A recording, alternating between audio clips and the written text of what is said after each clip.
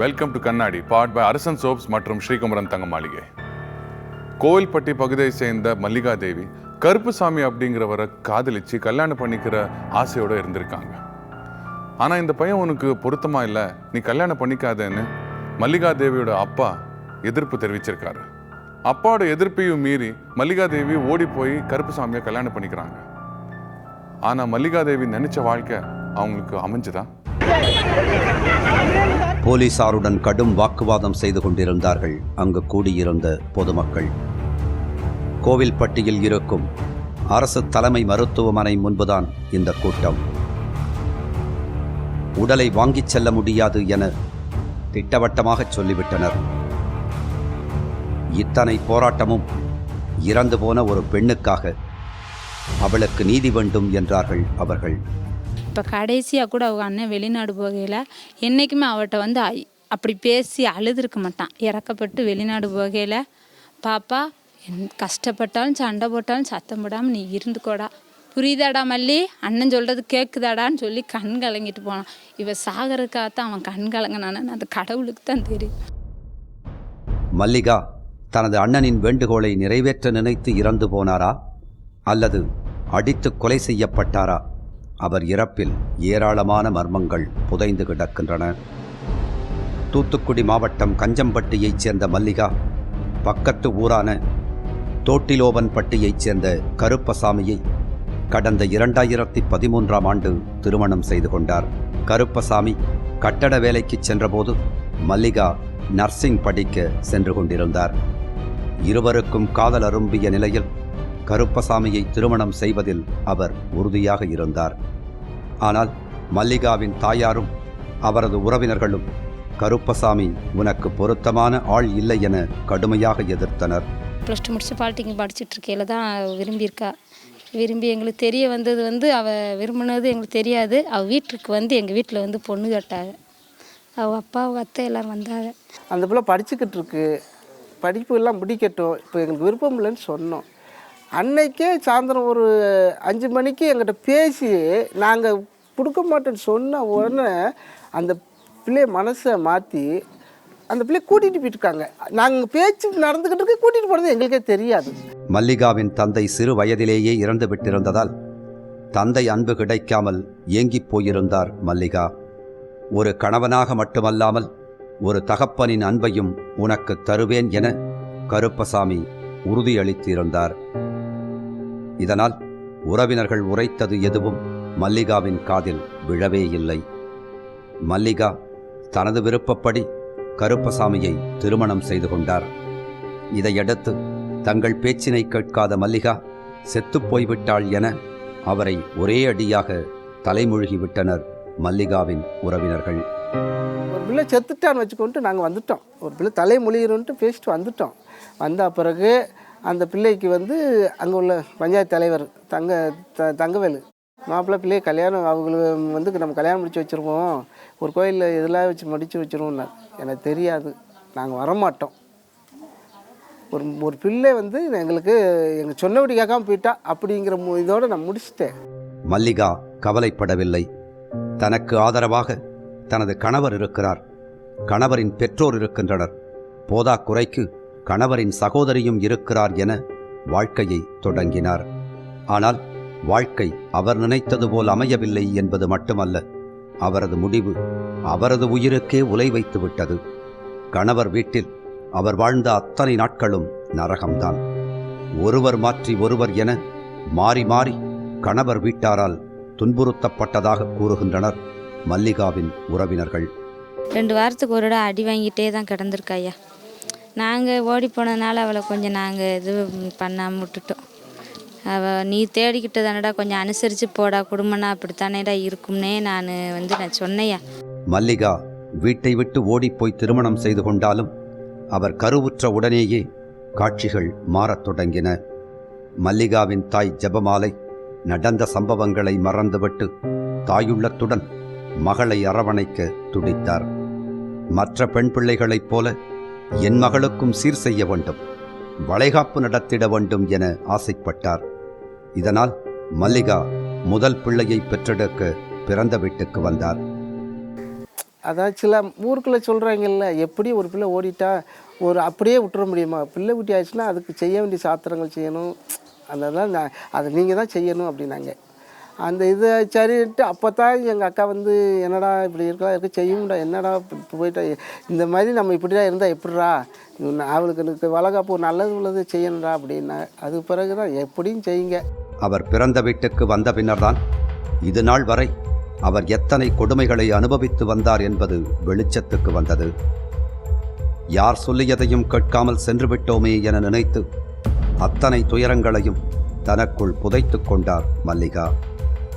ஊர் மக்களே சொல்கிறாங்க, இந்த பிள்ளை அடித்து இந்த பிள்ளை உடம்புலே ஏற்கனவே ரொம்ப பலவீனமாயிட்டா, அங்கன ரத்தங்கள்லாம் நின்றுக்கிருச்சு, செயல்படலை.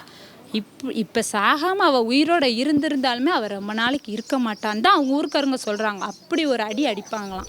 கணவர் கருப்பசாமி சிறிய விஷயத்திற்கெல்லாம் மல்லிகாவை அடித்து துன்புறுத்தி வந்ததாக குற்றம் சாட்டுகின்றனர்.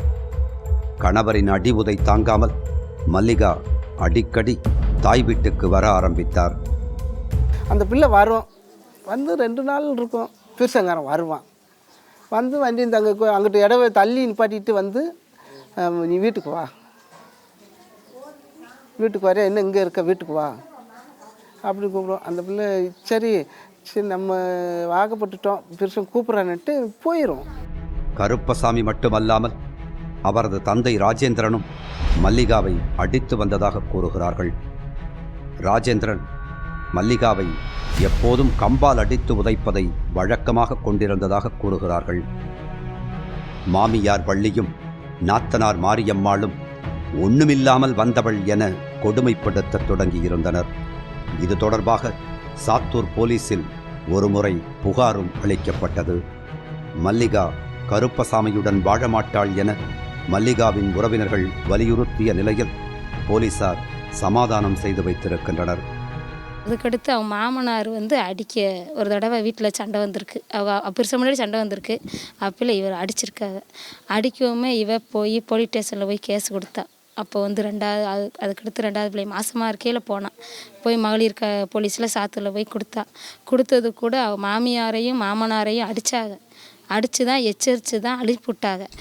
கருப்பசாமி குறித்தும் அவரது பெற்றோர் குறித்தும் காவல் நிலையத்தில் புகார் அளிக்கப்பட்டதால் மல்லிகா மீது மேலும் கடுமையாக கோபத்தை வெளிப்படுத்தி இருக்கின்றனர். மல்லிகா 2ஆம் முறை கருவுற்று இருந்தபோது வயிற்றில் எட்டி உதைத்தாராம் கருப்பசாமி.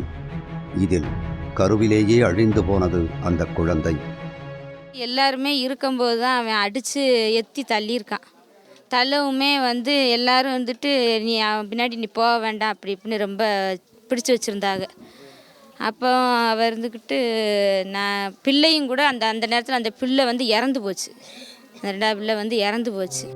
கருவுற்று இருக்கும் மனைவியை எட்டி உதைக்கும் குணம் கொண்டவனோடு வாழ வேண்டாம் என மீண்டும் அக்கம் பக்கத்தில் இருப்பவர்கள் வலியுறுத்தி இருக்கின்றனர். ஆனால் தான் தேடிய வாழ்க்கை எப்படி இருந்தாலும் பரவாயில்லை என மல்லிகா முடிவு செய்திருந்தார்.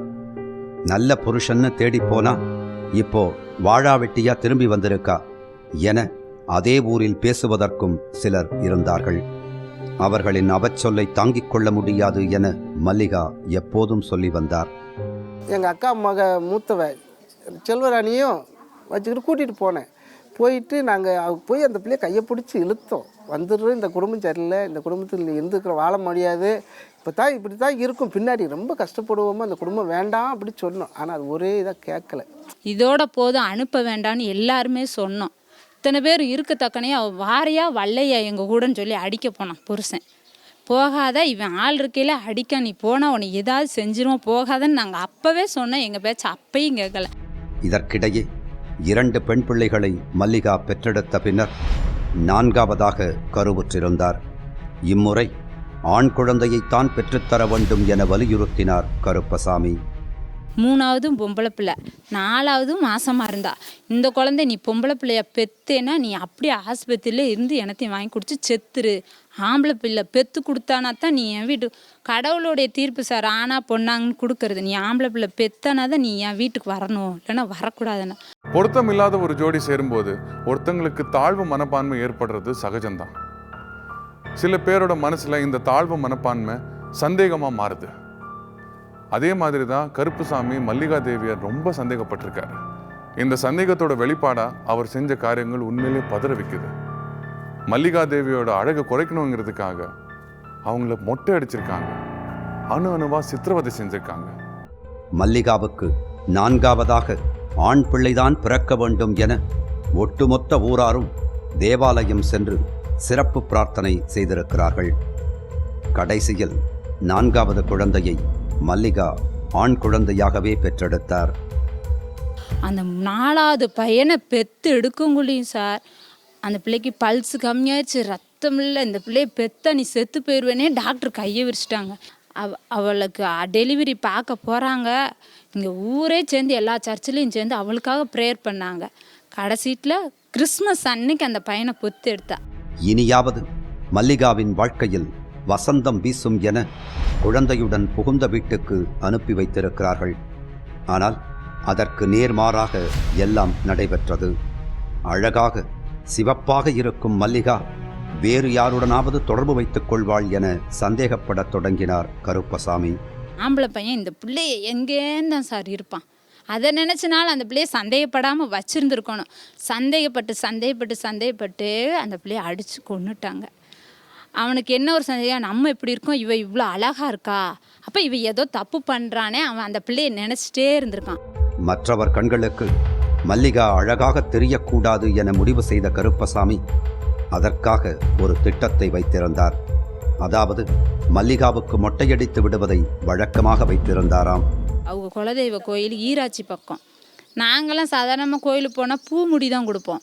அவன் மொட்டை போட மாட்டான். 2 பிள்ளைகளுக்கு மொட்டை போட்டால் அப்பா நீ போட்டுக்க வேண்டியதானே, போட மாட்டான். அந்த பிள்ளைய நீ மொட்டை போடு, நீ அழகா, எதுக்கு நீ மொட்டை போட மாட்டாங்க, அப்போ யார் கூட நீ போகிறதுக்கு ரெடியாக இருக்கிறியா, மொட்டை போட மாட்டேங்கன்னு அந்த பிள்ளைக்கு 1.5 வாட கூட்டிகிட்டு போய் கோயிலில் மொட்டையை போட்டு கூட்டிகிட்டு வந்துடுவான் சார். தனக்கு மொட்டையடித்து விடுவதை மல்லிகாவால் தாங்கிக் கொள்ளவே முடியவில்லை. மொட்டையடிக்க முடியாது என அவர் கணவருடன் சண்டை போட்டிருக்கிறார். ஒருமுறை வீட்டில் வைத்தே தலைமுடியை மழித்து விட்டதாக குற்றம் சாட்டுகின்றனர் மல்லிகாவின் உறவினர்கள். அவுத்தரிச்சலாக படுவாங்க இந்த ஊருக்காரங்க. ஏன் மல்லி இந்த கலிகாலத்தில் இப்படி போய் மொட்டை ஓட்டுவாரன்னு சொன்னான்னா, எங்கள் மாப்பிள்ளை போட சொல்லிச்சுக்கா, போட்டேன்னு கண்ணீர் விடும். இப்போ பெற்றவங்களுக்கு பிள்ளையை பார்த்தா எவ்வளோ வகுத்தறிச்சல் இருக்கும் சார். கருப்பசாமியின் எல்லா கொடுமைகளையும் மல்லிகா பொறுத்து வந்ததுதான் கொடுமையிலும் கொடுமை. அடிக்கு பயந்தே அந்த பிள்ளை அடிமையாகவே இருந்திருக்கு சார் இன்னைக்கு வரைக்கும். மாமியார் அடி, மாமனார் அடி, புருஷன் அடினா அந்த பிள்ளை என்ன சார் செய்யும்? ஒரு வீட்டில் ஒரு ஆள் அடித்தா ஒரு ஆள் ஆதரிக்கணும். ஆதரிக்கலைன்னா அந்த பிள்ளை என்ன செய்யும் சொல்லுங்க? துவைத்து காயப்போட்ட துணி போலதான் மல்லிகா கணவர் வீட்டில் வாழ்ந்து வந்திருக்கிறார். தான் தேர்வு செய்த வாழ்க்கையே தனக்கு யமனாக வந்து சேரும் என மல்லிகா ஒருபோதும் நினைத்து பார்க்கவில்லை. அப்படி பார்த்திருந்தால் கருப்பசாமியை அவர் தேர்வு செய்திருக்கவே மாட்டார். கருப்பசாமியை விழுந்து விழுந்து காதலித்தது எப்படி என்ற கேள்விக்கு அவரிடம் பின்னாளில் பதிலே இல்லை. அடிவுதை அடிவுதை, இதைத் தவிர அவருக்கு வேறு எதுவும் நினைவில் இல்லை. சமீபத்தில் ஒரு நாள் மல்லிகா அவசரமாக தனது அக்காவுக்கு ஃபோன் செய்திருக்கிறார். அது மட்டும் இல்லாமல் தனக்கு தெரிந்தவர்களுக்கெல்லாம் ஃபோன் செய்து உதவி கேட்டிருக்கிறார். தோட்டிலோவன்பட்டி கிராமம் கஞ்சம்பட்டி கிராமத்திலிருந்து 1 கிலோமீட்டர் தூரத்தில்தான் இருந்தது. 3 நிமிடத்தில் மல்லிகாவின் உறவினர்கள் அங்கு போய்விட்டனர். 8வது காலுக்கு ஒரு பொம்பளை பிள்ளை அட்டன் பண்ணிச்சு. அந்த பிள்ளை ஐயையோ அப்படின்னு ஒரு சவுண்டு தான் கேட்டது. இந்த மாதிரி சம்பவம் நடந்து வச்சே தூக்கு போட்டா அப்படிங்கிற ஒரு சவுண்டு தான் கேட்டது. ஐயையோ சம்பவம் என்னமோ பண்ணிக்கிட்டா பொழுக்கமான்னு நாங்கள் போடுறோம். போக 10 நிமிஷம் கூட ஆகாது. நாங்கள் தான் இருக்கிறது 1.5 கிலோமீட்டர் 2 கிலோமீட்டர், 5 நிமிஷத்துக்கு 3 நிமிஷத்தில் போயிட்டோம். மல்லிகா கீழே படுக்க வைக்கப்பட்டிருந்தார். கணவர் கருப்பசாமி அருகில் இல்லை. மாமனார் ராஜேந்திரன் மாடு மேய்க்கச் சென்று விட்டார். எதுவும் நடக்காதது போல கொஞ்சம் தள்ளி நின்றிருந்தார் மல்லிகாவின் மாமியார். இவங்க தான் கொன்னுட்டு பிள்ளைய போட்டுட்டு வீட்டில் யாரும் இல்லையே, ஒரு துடிப்பு, இந்த மாதிரி கிடக்கானா, ஒரு 108க்கு ஃபோன் போட்டு அவங்க கூட சொல்லலாமே, யாருமே இல்லை, நாங்கள் போகிறோம், என் பிள்ளை அனாதையாக தான் கிடந்தது, நாங்கள் தூக்கிட்டு வந்தோம் பிள்ளைய. மல்லிகாவுக்கு என்ன ஆச்சு என அவரது உறவினர்கள் பதறிக்கொண்டிருக்க மல்லிகா சேலையில் தூக்கு போட்டு தற்கொலை செய்து கொண்டதாகவும் சேலையை அறுத்து இறக்கி வைத்திருப்பதாகவும் கூலாக கூறியிருக்கின்றனர். அவள் தூக்கு போட்டான்னு சொல்லுதாக, ஆனால் தூக்கு போடலை. அதுக்கு போடுறதுக்கு அவள் வீட்டில் எந்த ஒரு வாய்ப்பும் கிடையாது. கம்பி போடுற அளவுக்கு இவ எட்டவும் செய்யாது, போடுறதுக்கு வாய்ப்பு இல்லை. முதல்ல அவள் வந்து நாண்டுக்கிட்டா, நாங்கள் சேலையை அறுத்து விட்டுட்டோம். ஒரு ஆள் பிடிச்சிருந்தோம், அறுத்துட்டோங்க. பிடிச்சிருந்தோம், அறுத்து விட்டோன்னா அப்போ மாமியா அவளை வச்சிருக்கணும்ல, அவளை வச்சிருக்கல. அவளை படுக்க வச்சுட்டு அவள் அங்கிட்ட பக்கம் போயிட்டா. மல்லிகாவுக்கு உயிர் இருக்கும், காப்பாற்றி விடலாம் என நினைத்து கோவில்பட்டி அரசு மருத்துவமனைக்கு தூக்கி வந்தனர். ஆனால் மல்லிகா ஏற்கனவே இறந்து விட்டதாக மருத்துவர்கள் கூறிவிட்டனர். அந்த கழுத்தில் எந்த ஒரு இதுவும் இல்லை, அடையாளம் சிவப்பாக இருக்கும். அதுவும் இல்லை, பாடியை கூட நாங்கள் பார்க்கணும் மறுபடி அப்படின்னு சொல்லி நேற்று காலையில் கேட்கறது கூட எங்களை அனுமதிச்சாங்க. அப்போ கூட பார்க்கையில் கூட அந்த சிவப்பான காயம் கருப்பாக இருக்கும், அதை நாங்கள் நல்லா பார்த்தோம். ஆனால் அதுலேயும் எந்த ஒரு காயமும் இல்லை பிள்ளைக்கு. இவங்க தான் பிள்ளைய கழுத்தை நெரிச்சு கொன்னாலே என்னன்னு தெரியல. பிள்ளைய எல்லாம் போட்டுட்டு மாடு மேய்ச்சிக்கிட்டு இருக்கான் மாமனார். இவன் காலையிலே அடிச்சுட்டு இவன் வேலைக்கு போயிருக்கான். இந்த பிள்ளைக்கா இப்படி ஆயிடுச்சு, அழுதது. அப்படி நல்ல குணம் பிள்ளை தான். பிள்ளைங்க 3 பிள்ளைகளும் தவிக்க விட்டா அதான் ஒன்று பாவமாக இருக்குது. பிள்ளைகளாக இருக்குது, 2 பொம்பளை பிள்ளைங்க, ஒரு பையன், சின்ன பையன், 1 வயசு தான் ஆகுது. மல்லிகா தேவி தூக்கு போட்டு தற்கொலை செஞ்சதா கணவர் வீட்டார் சொல்றாங்க. ஆனா அவங்களோட வீட்டில் தூக்கு போட்டு தொங்குற அளவுக்கு எந்த இடமும் இல்லை. அது மட்டும் இல்லாம மல்லிகா தேவியோட அப்பா அம்மா இது தற்கொலை இல்லை, கொலைன்னு மறுக்கிறாங்க. ஏன்னா மல்லிகா தேவி தன்னுடைய அப்பா அம்மா கிட்ட கடைசி தடவை பேசும்போது என்னை இங்க அடிச்சு கொன்னிடுவாங்க, தயவு செஞ்சு என்னை காப்பாத்துங்கன்னு முறையிட்டிருக்காங்க. கணவர் கருப்பசாமி, மாமனார் ராஜேந்திரன், மாமியார், கணவரின் சகோதரி ஆகிய 4 பேர் மீதும் நடவடிக்கை எடுக்க வேண்டும் என மல்லிகாவின் உறவினர்கள் சாத்தூர் காவல் நிலையத்தில் புகார் அளித்துள்ளனர். ஆனால் போலீசார் முறையாக புகாரை பதிவு செய்யவில்லை என கூறப்படுகிறது. அவர் சொல்கிறாரு, அடித்தா தடம் இருக்கும் இல்லையா, இல்லை ரத்தமாவது வந்திருக்கும், ஏதாவது காயமாவது இருக்கும்ல. சார் அடித்தா தடம் இருக்குன்னு யார் சார் பார்த்தா? நாங்களே பார்க்கல, அவசரமாக தூக்கிட்டு வந்துட்டோம். அங்கேயும் டாக்டரும் அவங்களே வச்சு பார்த்துருப்பாங்களா? அவங்களே பார்க்கல, உயிர் போச்சுன்னு தான் சொல்லியிருக்காங்க. மாற்றி அங்கே கொண்டு போயிட்டாங்க. எங்களுக்கு தெரியுமா சார், அது வந்து இது வேணாம், எல்லாம் செக் பண்ணி பார்த்தா தானே சார் தெரியுங்காரு. அவர் இங்கே விசாரித்து இந்த தான் எவ்விஆர் போடுறாரு, எவ்விஆரில் எழுதுறாரு. மல்லிகாவின் மரணத்தை வெறும் தற்கொலை என ஆரம்பத்திலேயே முடிவு கட்ட முயற்சி நடப்பதை அறிந்த ஊர் மக்கள் உடனடியாக கோவில்பட்டி அரசு மருத்துவமனை முன்பு கூடி ஆர்ப்பாட்டம் நடத்தினர். அவர்களின் நினைவுகளில் நீக்கமற நிறைந்திருந்தார் மல்லிகா. அவன் கட்சிக்கார அம்புராஜ், அவன் எங்களுக்கு முதல்ல போய் எங்கள் மாமாவில் நீங்கள் எதுவும் செய்யக்கூடாதுன்னு பணம் கொடுத்துருக்கான். அவங்க அதுபடி தான் செய்கிறாங்க. நாங்கள் கொடுத்த ரிப்போர்ட்டு நான் கொடுத்த ரிப்போர்ட்டை அவள் கம்ப்யூட்டரில் அடிக்கலை. அது மட்டும் இல்லாமல் மல்லிகாவுக்கு கருப்பசாமி குடும்பத்தார் இழைத்த சித்திரவதைகள் குறித்து புதிதாக தகவல் வெளியாகிக் கொண்டிருந்தன. குறிப்பாக மாமனார் ராஜேந்திரன் பாலியல் ரீதியாக தொந்தரவு கொடுத்த தகவலும் வெளியானது. கெட்ட புத்தி உள்ள மனுஷன் அவன் நல்லவனே கிடையாது. அப்படி உள்ளவன். ஆமாம், அவளை பாப்பாவை கூட 2-3 தடவை அந்த மாதிரிலாம் அவன் அப்படின்னு அப்படி அந்த இதுக்கு தான் அவன் சண்டை போடுறது அடிக்கடி அவளை. ஆமாம், அவளும் இருப்பா, பொண்டாட்டி இருந்தாலும் அப்படி சண்டைங்க, அந்த எண்ணத்தோடு அவனுக்கு சண்டை. மாமனார் பாலியல் ரீதியாக சித்திரவதை செய்வது குறித்து மல்லிகா தனக்கு நெருக்கமானவர்களிடம் முன்னதாகவே கூறியிருக்கிறார். மல்லிகா தனக்கு இணங்காததை மனதில் வைத்துதான் இரக்கமில்லாமல் அவரை கம்பால் அடிக்கத் தொடங்கியுள்ளார் ராஜேந்திரன். அதே நேரம் என் வீட்டுக்காரர் அடிக்கடி உன்னை பற்றியே பேசுகிறார் என மாமியார் வள்ளி தாக்கியுள்ளார். மல்லிகா எந்த பக்கம் திரும்பினாலும் அடி உதைதான். அவங்க வீட்டில் அவங்க மாமா கொஞ்சம் கொடுமை பண்ணியிருக்கிறாரு. என் சொல்படி நீ கேட்கணும், அப்போ தான் நீ இந்த வீட்டில் இருக்க முடியும்னு சொல்லி கொடுமை பண்ணியிருக்கிறாரு. அப்படின்னு சொல்லி அவர் மிரட்டி வச்சுருந்துருக்காரு. அவங்க அத்தை என்ன பண்ணியிருக்கு, என் புருஷன் கூட நீ தப்பாக இருக்க, அதனால தான் என் புருஷன் உனக்கு நல்லா செய்கிறான்னு சொல்லி அவங்க அத்தை கொடுமை பண்ணியிருக்கு. எங்கள் அப்பா அம்மா கூட அனுசரணையாக நீ இருக்க மாட்டேக்கன்னு சொல்லி அவங்க புருஷன் கொடுமை பண்ணியிருக்கான். அந்த பிள்ளை யார் கொடுமையை தாங்கி எங்கே போகும்?